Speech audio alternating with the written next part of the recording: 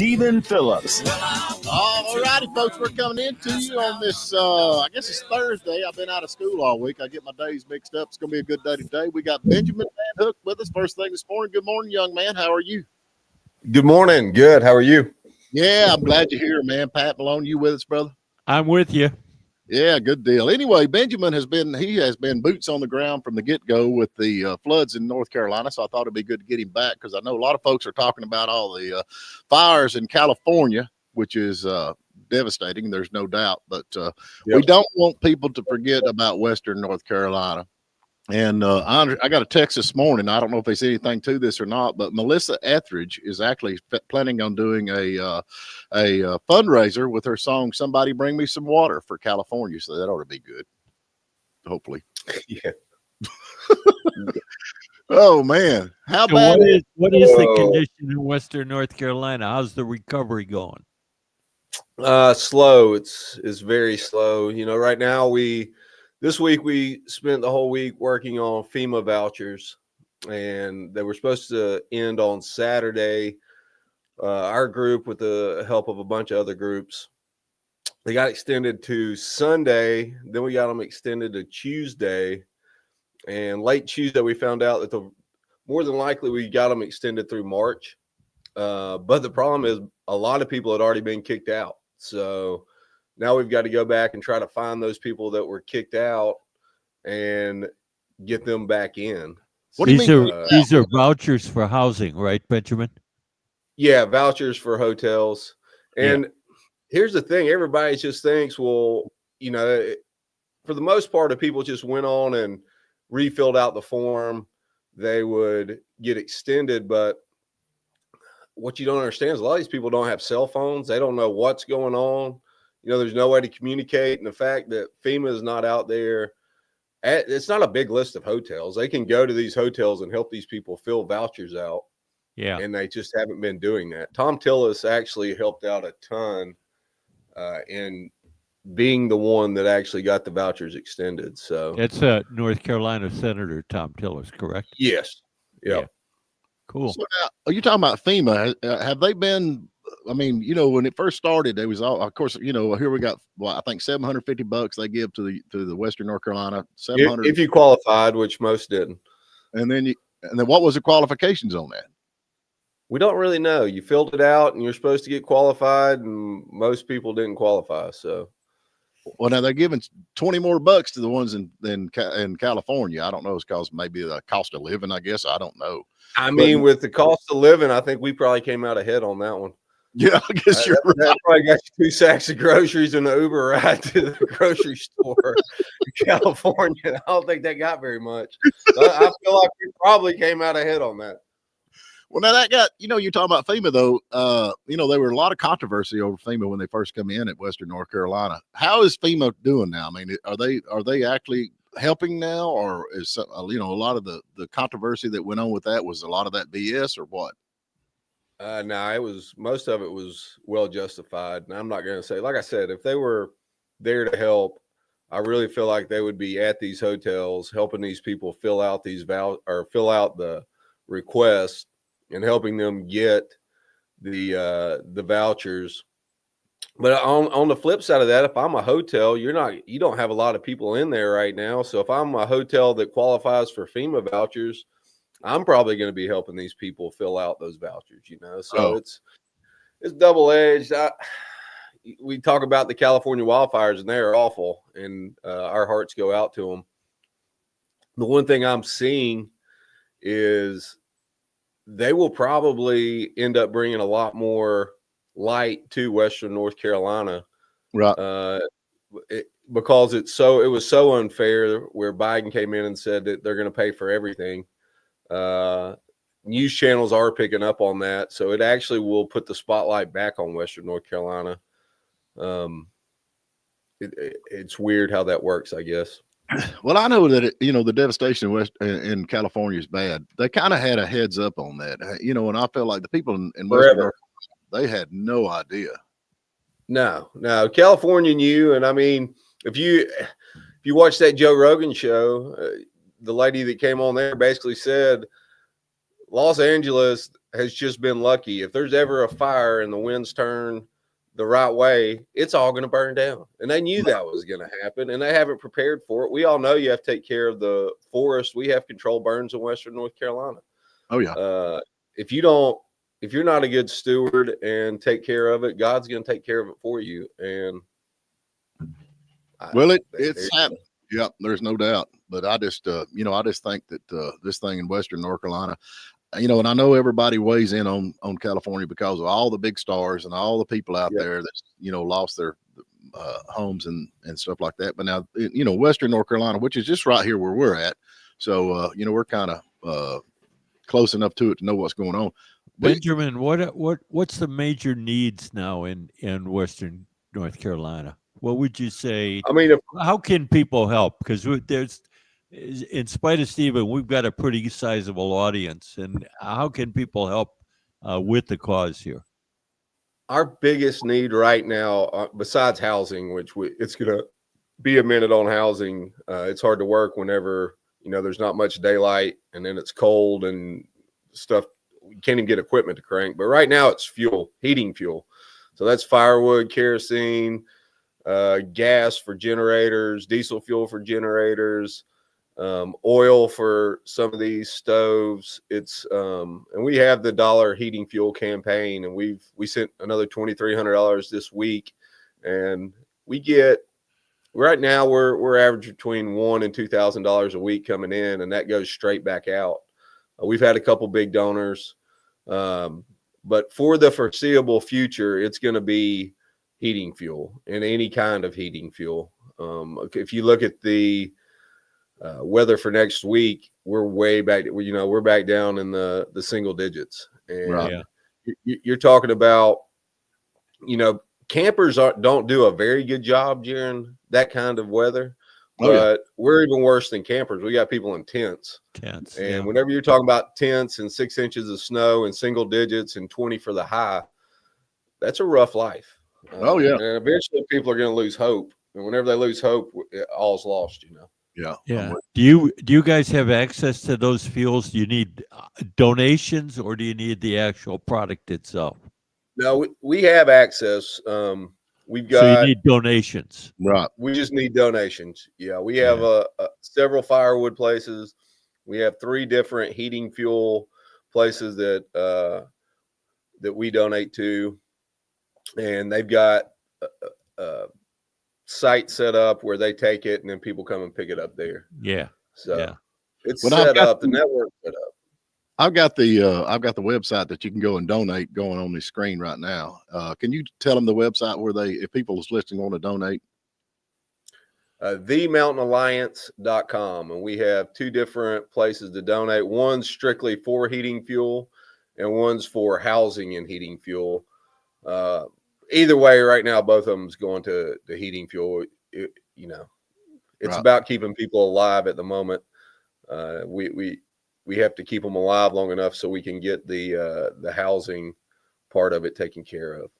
That's it. We got to take a break. But what I was going to say there earlier, these folks in Western North Carolina, they lost everything, man. They lost cities, they lost towns, they lost everything. I mean, it is gone. Everything. It's not just the houses burned down. I mean, it's the whole cities and all. So they lost the dirt that the cities were sitting on. So it's not only the city, whole everything's gone. What it was sitting on. So Stephen, I don't know if you're listening to our show this morning, but Harry was talking about the Historic Hayesville Incorporated, the nonprofit. They just sent $6,000 over there to Western North Carolina. Well, that's good. We need more. So people are reacting now that they know there's continuing needs. But like Benjamin said, you kind of fell out of the news cycle there. Right. California bumped you out, and it's a continuing need. Yeah. And it's going to be for a long time. You're talking 10 years at minimum, and it could be, it could go on long. It'll never be the same ever. Right. Benjamin, hold on a minute. We got to jump to break. Get back. We'll talk about some more of this and kind of what's going on with your progress up there. And anyway, we're going to take a short break. All righty, we're back with you, and we're lucky to have Benjamin Van Hook on with us that has been dealing with the aftermath of the Hurricane Helena in Western North Carolina since day one. I guess it was. Wasn't it day one you started? It happened on Saturday. I was actually gone that weekend. I was back on Monday dealing with. As soon as I got back Monday, it was all systems go. That's whenever we were helping fly the helicopters and planes in, and then that was basically 2 weeks. We tried to figure out how many flights we actually were responsible for, and it was a lot going back and forth. Once the flight sort of went off, then we, of course, took from a ground game, and we were going from where I'm at now in Mooresville, North Carolina, and also from Franklin, North Carolina, where my hometown is. And we're still running out of Franklin. That's where we're getting. It's a good location. Franklin was kind of like North Georgia. We had the eye of the storm go over us, and that ended up being a good location for all the goods coming out of Florida, Arkansas, Texas, Alabama.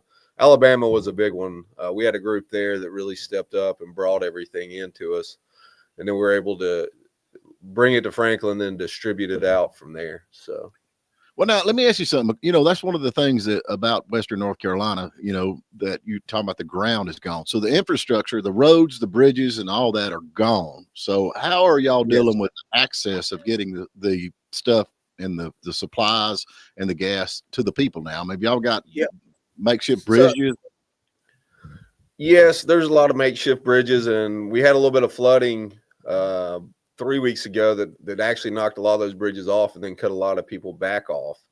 A lot of it's low river crossings where you drive through the river. They said that got it good enough to where you can drive through.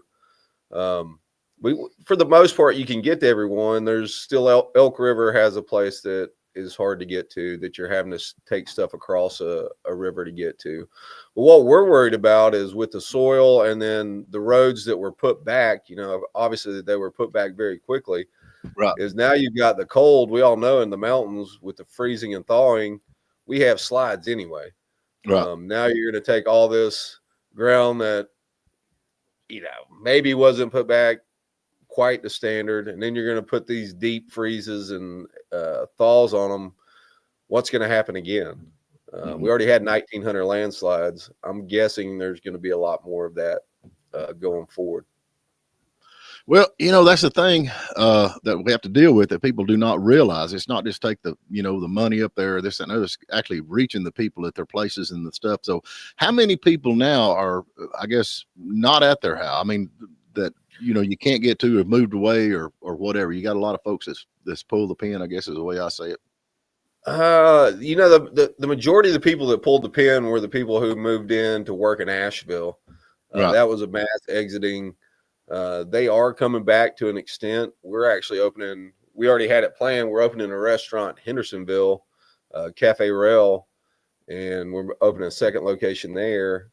And that was the one thing that came out of this. We ended up with a big work pool to pull out of to open that restaurant. But it was a mass exiting from Asheville, was pretty much the only place that a lot of people left. Mitchell County, we were there 3 weeks after this happened, and we're trying to get FEMA trailers.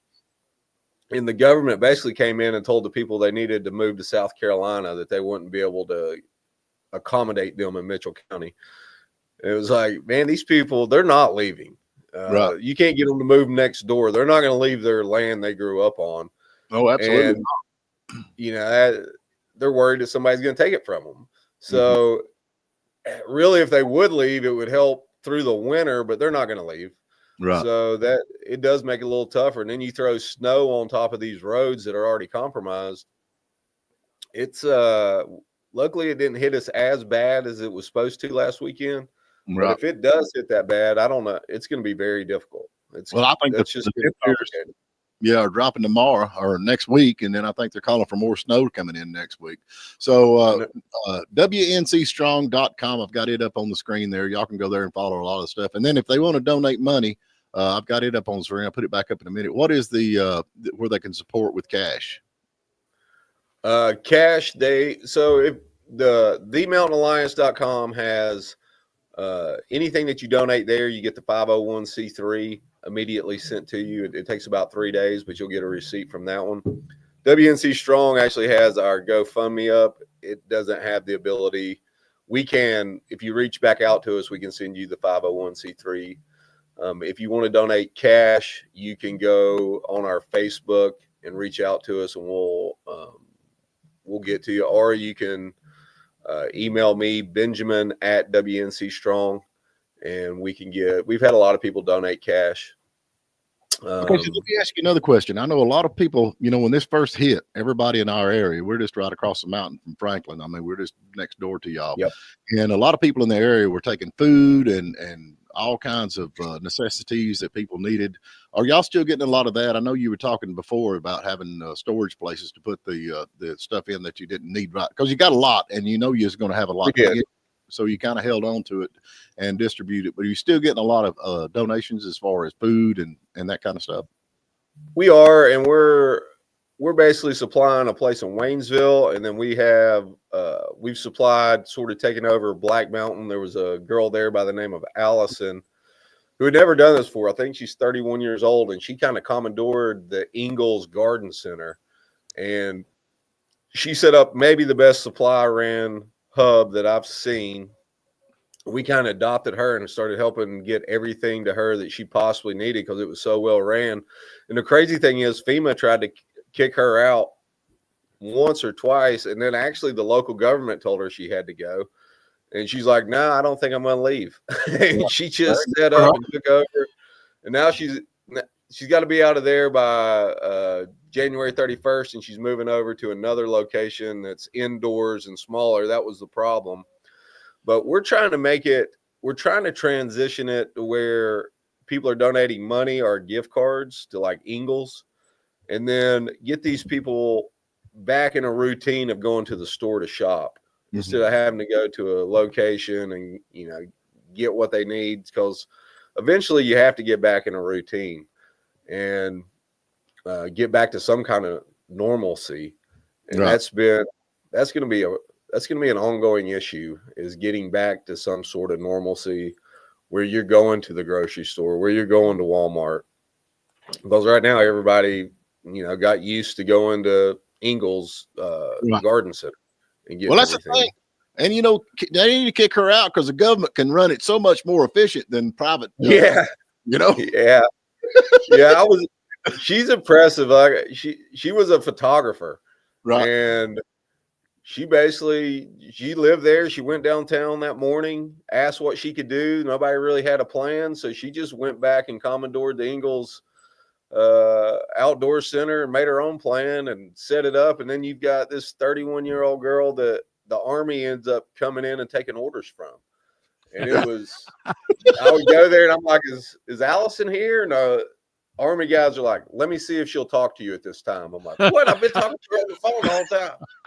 But they treated her. I mean, she ran everything. They were asking her when they're supposed to be there, when they're supposed to leave, what they need to be doing, and it was impressive. It proves that old axiom about it's better to ask for or get forgiveness than it is permission, right? And that's what she did. They've been trying, and of course, Ingalls wanted their garden center back, but she finally, we were able to help her get the spot she's going to, and we were able to pay her enough to where she could stay and do this. Because if she left, that place would have went down. And through our company, Van Dreck Investments, we were able to sort of put her on the payroll long enough that she was able to stay and do this. We didn't want to lose her. She's one of those, after seeing what she set up, I'd pay her to come on board and do something. I know she'll be successful in anything that she does. Just by the way that she put that on her back and carried that whole Black Mountain area. Well, now, if we've got people in the area that's listening, or wherever you're at, if you're not close enough to drive, we've got the donations up on the screen where you can do that, and or go to wncstrong.com and you can follow all that. But people in the area that's close enough to bring food or whatever supplies, where do they need to go? I mean, they need to go to Franklin or where? Well, we're taking. So what we're doing in Franklin is at Discover Church. We're taking there. We're sort of on the same schedule she is. We're allowed to take it through January 31st, and then we're going to set up a smaller one to take, donations that are the biggest needs. But then Black Mountain is where, or Waynesville, and I'll get that up on our website, where in Waynesville. You know, it's kind of, now if something bad happens, if there's another big snowstorm that shuts the whole place down, we have locations in Franklin that we'll set up, and we'll keep updated on the Mountain Alliance and WNCstrong.com and our Facebook page. Okay, If you follow us on Facebook. January the 31st. What's the date with January 31st? What's the deal with that? You know, I don't know. I think it's just everybody is sort of getting ready for spring. Everybody's getting used. So Discover Church, they've been great. They did everything for free. They helped us. They helped us get everything set up. But you know, I think it's just people getting ready for the spring and getting ready for the year. And that was kind of the cutoff date that we ended up. All the free locations. That was kind of the end of that. So what about the people? I mean, I guess after January 31st, I guess everything's okay. They don't need any more donations anymore. No, we're going to keep, and we're not shutting down at all. We're going to keep going, and we're going to keep, you know, our group in Franklin really stepped up. It all sort of came out of, I was here in Mooresville running everything out of Mooresville, and we opened up a soup kitchen in Hendersonville, and my whole Franklin crowd came over. And then this was the first week. And I'm like, what are we doing in Franklin? What have they set up? And they're like, nobody, they haven't set anything up. I'm like, well, we need to do something. And my sister and Paige, my father went back, and we made the announcement that we're going to open up. And the next thing you know, we're a full-blown operation within 2 days. And we've taken, I don't know how many just trailers and carloads of supplies into Western North Carolina, all Western North Carolina. I do know that we've had over 1,000 volunteers volunteer at the center. So it was pretty impressive where, you know, the communities come together and went from absolutely nothing happening to everything happening. And then, of course, as soon as we're up and fully operational and really running, then the government decided they were going to open up their own spot. And it never really, I think they opened up, and 2 weeks later they closed down. Yeah. Benjamin, it sounds like what you're talking about with the January 31st deadline, that the real need is for money, for donations. Yes, that's, and again, I think that'll help us get back to a normalcy of, we're able to give gift cards, and we're able to get people to the stores to actually start shopping again. Of course, that helps the local economy. The hard part with donations is the manpower that it takes to sift through them and get them organized and get it to where it needs to go. Yeah. I mean, whenever people stop volunteering their time, it's hard to run a donation center. And especially if stuff doesn't already come in organized, and you have to sift through it, and you have to make all of the,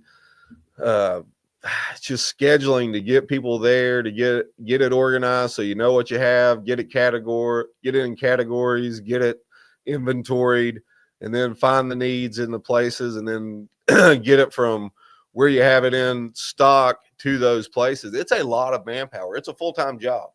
It was critical at the onset because you had a lot of people willing to help you, and you needed that immediate products that were donated. But now it's really a long game at this point, and long game is cash.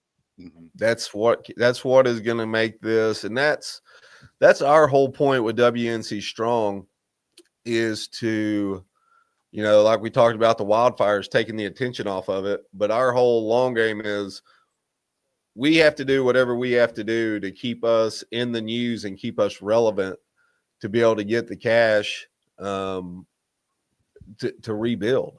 Yeah. And well, first, keep the people alive long enough to rebuild. Yeah. So how many people do you think are still scattered in the area that you're having to worry about? Do you have any kind of idea whatsoever? Well, those FEMA vouchers we talked about were 4,200 families. Right. So that's just FEMA vouchers. And then you throw in people living in tents, which is in the thousands as well. And then people living in campers are going to be, you know, probably 10,000. Right. And there's a lot. And they basically are saying there's 126,000 structures that are either gone or damaged that you can't live in right now. or work in. So that's commercial and residential. But I didn't know there's 126,000 structures in Western North Carolina, and to think that there's 126,000 damage. I mean, maybe they're counting moonshine steals too in on that. Maybe, maybe that is a big number. So that shows you the need, and whenever Ivan hit Western North Carolina and Peaks Creek happened in Franklin, that was the worst thing that we had ever seen that happen. I think 6 people died. Right. And that was a landslide. And now you take that and times it by 1,900. I mean, there was 1,900 landslides. Yeah. Wow. That's a big number. Hey, we got to jump to a quick break again. Don't go if you don't care if you got time. I'd like to talk a little bit more and get some more facts on this thing. So we're going to take a quick break. We got Benjamin Van Hook here, and so he's talking about the fires and the flood, not the fires, but the floods in Western North Carolina and all that's going on with that. So we're going to take a short break, and we'll be right back. All righty, we're back with you. We've got Benjamin Van Hook on with us. It has been dealing with the floods in Western North Carolina, and he's needing donations. And y'all can go to WNCstrong.com, or is it the Mountain? What's it called? The Mountain Alliance.com. Thank you, Mountain Alliance. Okay, before we get to this next thing, you sent me a thing about your cast iron thing. That's really cool, and we can talk about that where people can actually donate and buy something and have it for themselves. But let me ask you something. On the death toll, we get all kinds of numbers on the death toll. Where are we at, and are there still people missing?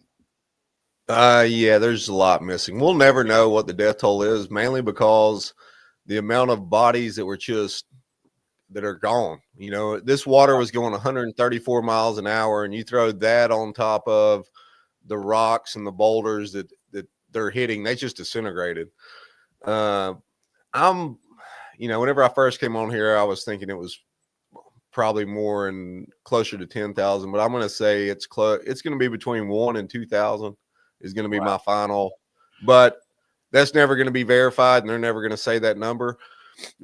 The thing that I found out last week that I think is kind of wrong from the standpoint of closure is if a family does not find the body, right, they're basically tied up for 5 years in probate court. So they can't actually close an estate out. They can't get life insurance. They can't move on for 5 years.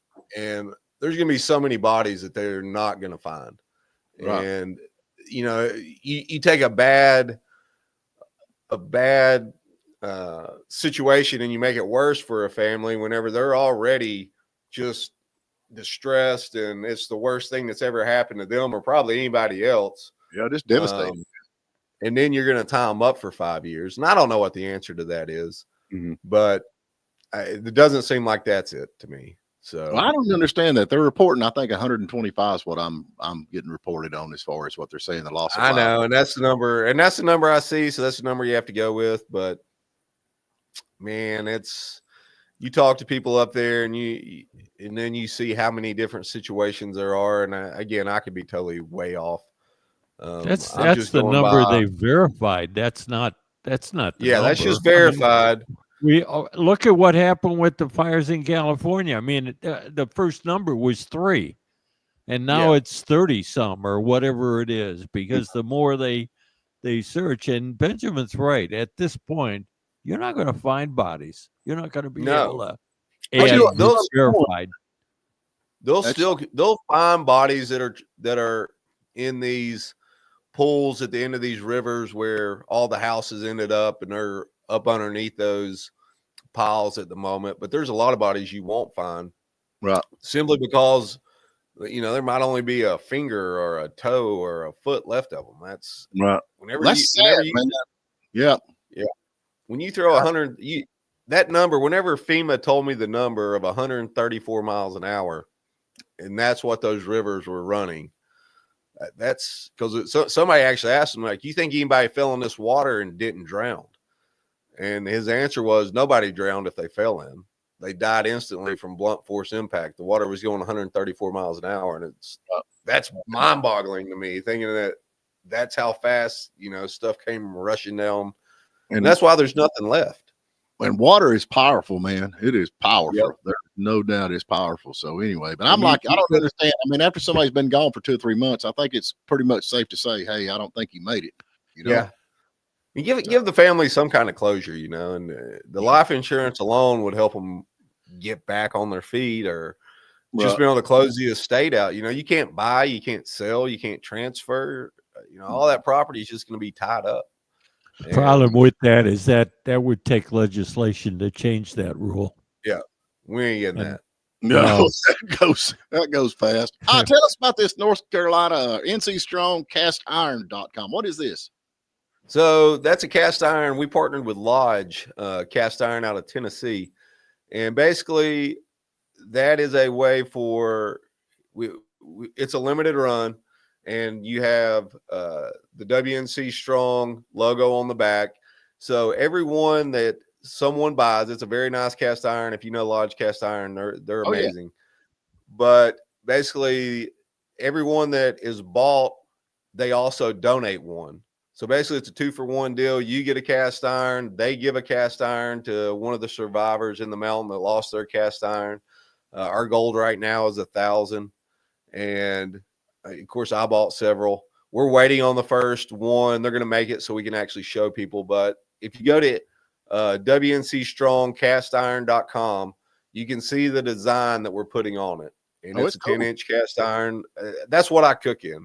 So I'm really excited about it. I cook anything from cornbread to bacon to cinnamon rolls in the morning for the kids. It's my favorite thing to cook. Most people down here from the South cooking cast iron. Yes. Yeah. Yeah, I've got one we used from like 1800 and something. But anyway, it says by the people. I've still got my grandma's. There you go.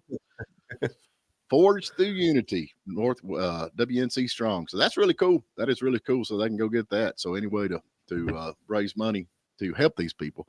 But I just wanted to talk about this, bring you on.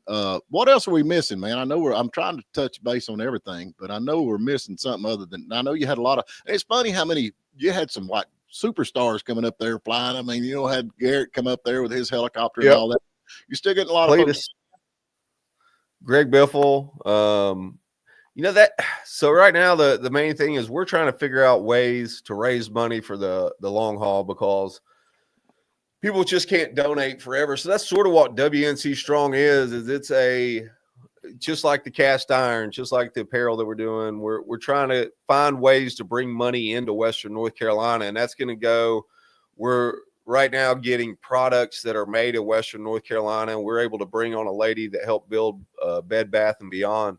Right. And we're going to work on getting the products made in Western North Carolina out to the world.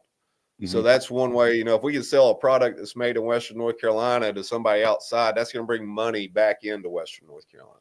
Right. And that's our main goal. That's going to help rebuild housing. That's going to help rebuild businesses. And the main thing is going to help rebuild our lives. Right. So, we got to take one more break. Don't go. We still got a lot of stuff going on here. Okay. Benjamin Van Hook with WNC Strong, and he's got a podcast he does too. So we'll talk about that too. And we're going to take a break. We'll be right back. All righty, folks, we're back. We've got Benjamin Van Hook on with us. Patty's here talking about Western North Carolina. And we also, I think Packy said we had a caller. Yes. Good morning. How are you doing, young lady? I'm doing wonderful, but I'm very concerned about the people in Asheville, their dogs, cats, any animals. Who's feeding them? Are you asking for donations for them from any of the like Chewy or any of the dog food places? We have, as far as from one of the places that manufactures, we have not, but that's been one of our main goals in all of this is, one, the livestock. We work through the WNC Ag Center. If somebody wants to donate, there's been a ton of hay that comes in, feed that comes in. The Ag Center has done a great job. They're located right there. It's sort of between Asheville and Canton. That's been a major push of ours. People don't, and you're right, people do not think about the part for the cats, dogs, horses, cows, goats, everything. Fencing was a big issue that we had to deal with because so much fencing just got wiped out. And that was big going in. And we had a lot of people that came and helped with chainsaws just to be able to get to where we could put fencing back up. And through our supply channel, we had a ton of dog food, cat food that came in, and that was one of the main things that we would get out. And that was, of course, one of the first things that would go to. How about that- blankets? People can crochet blankets for these Ye- animals to keep warm and stuff, or just donate, comforters and. Yeah, I think what to be the best thing is to donate, and that way they can just buy Yep. this stuff and have it. So, I mean, Can't you call race car drivers like everybody else? Get these people from North Carolina that are famous there. Tell them that you need them to donate.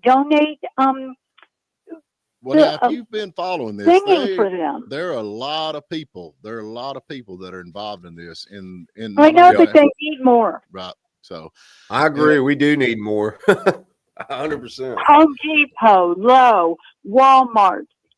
Don't be proud. Reach out. They can only say no, well, and then go, shame on you. we appreciate it, lady. We've had a lot of no's. I'll say that. There's been a lot more no's than yeses. And you're probably going to get more, but you know what? There's a lot of good yeses too. Hey, we got the website up. Go ahead and donate and help these folks. Yep, help. I these folks. will. There you go. Okay. All right, thank Talk you. to you later. Thanks. Bye. Yeah, if y'all don't donate, we might have to start eating them dogs and cats, man. I'm telling you, it's getting rough. Yeah. Yep. Why did I know that you were going to go there? Why I saw this one coming, Benjamin. I knew, You saw it happening. yeah, we've been through this before. Yeah. I'm sorry. My mind just goes there. So anyway. Oh Lord.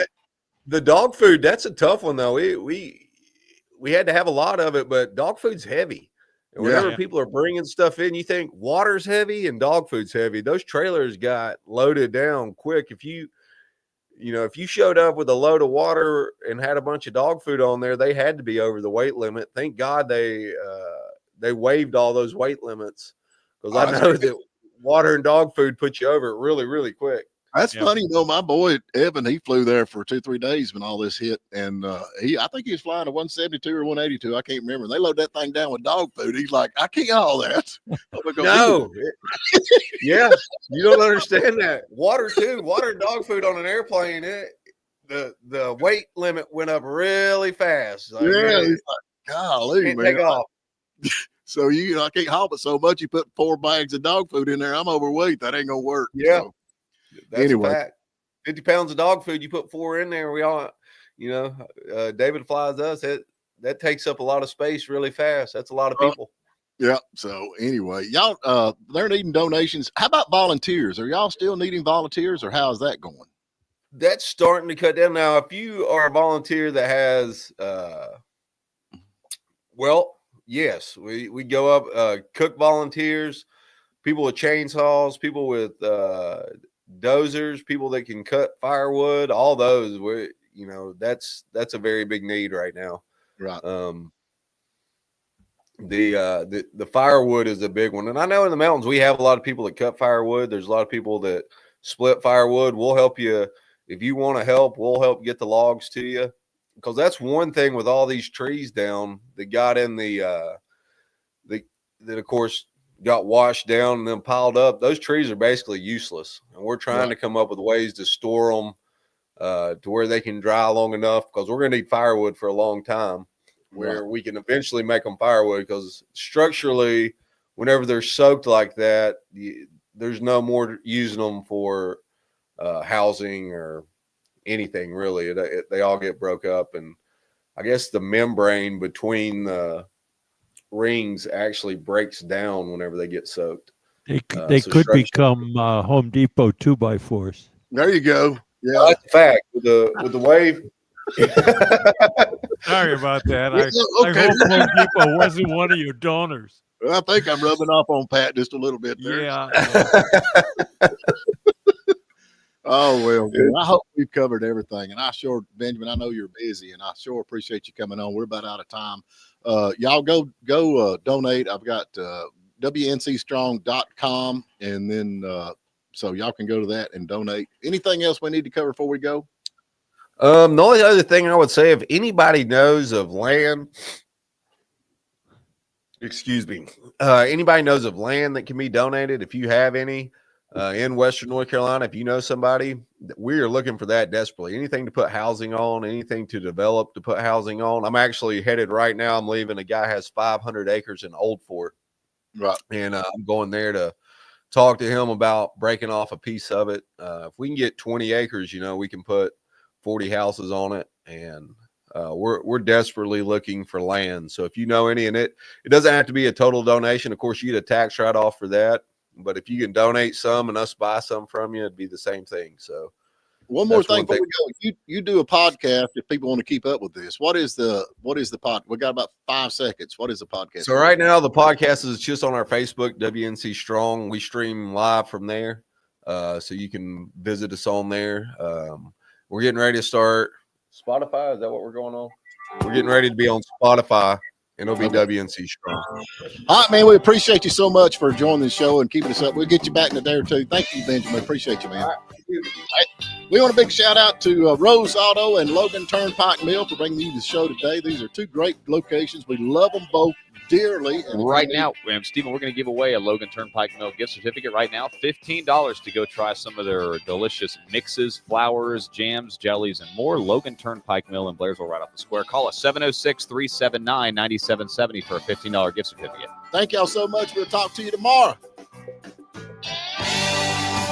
W249 DP and WJULAM, Hiawassee. Well, look here. Guess who's number 1 in the Nielsen ratings again? Play 97.7.